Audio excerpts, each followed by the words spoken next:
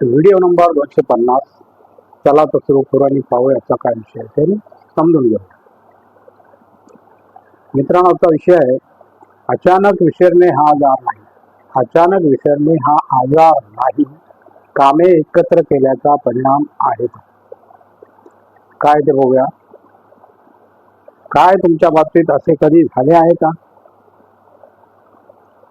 की एका खोलीत गेलात आणि विसरलात की कोणते काम करण्यासाठी गेला होता? एखाद्या मित्राला फोन केला, घंटी वाजणे सुरू झाले आणि त्याचे फोन उचलतात तुम्ही विसरलात. अरे बापरे.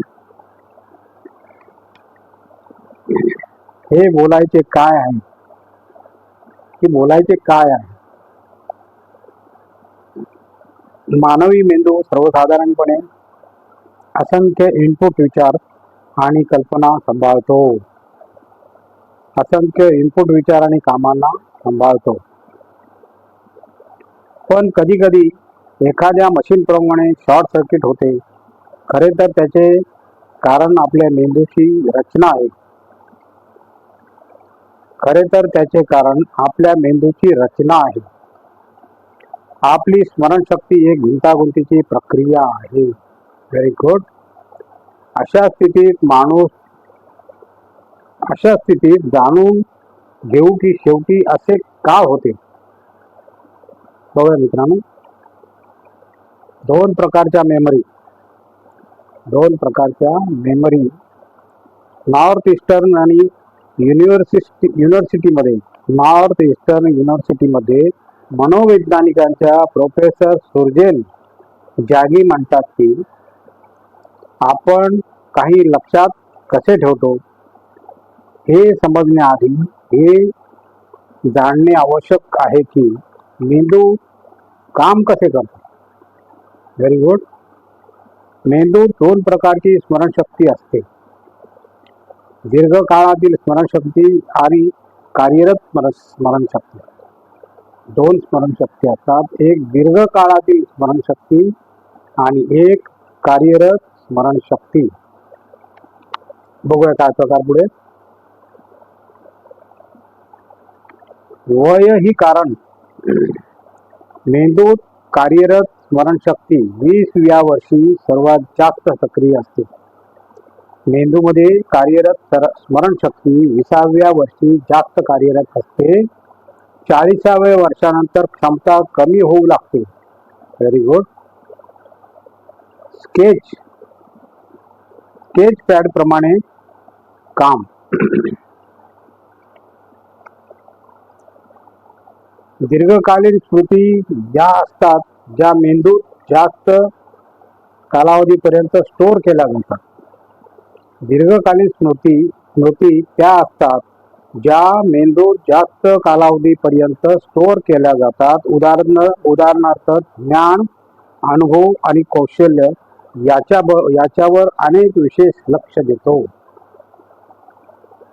कार्यरत स्मरणशक्तीमध्ये विचार केवळ काही सेकंद किंवा मिनिटासाठी असतात. हे स्केच पॅड प्रमाणे आहे. नवीन माहिती, स्वतःशी केले जाणारे संभाषण आणि शरीराच्या प्रत्येक भागातून येणारे लहान लहान इनपुट आधी वर्किंग मेमरीमध्ये पोहोचतात. त्यात सातत्याने गोष्टी लिहिल्या जातात आणि पुसल्या जातात. त्यामुळे क्षमता मर्यादित होते. हातातून सुटतो बॉल.